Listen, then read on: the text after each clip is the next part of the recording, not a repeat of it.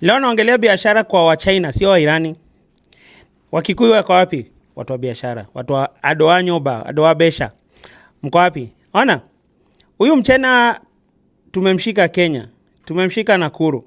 Alikuwa amechukua hizo msisimizi kwenda kuziuza. Na wanasema kwamba kila moja ilikuwa iuzwe kwa $200 hadi $500.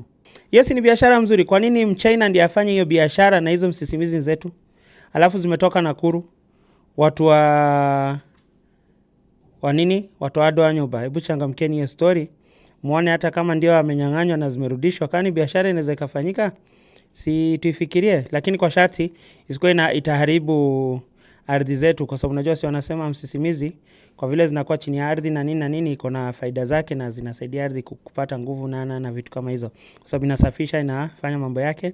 So kama itakuwa haina faida tusiuze, lakini kama iko na faida na haitaharibu mambo yetu ya nyumbani, tutafute hiyo biashara.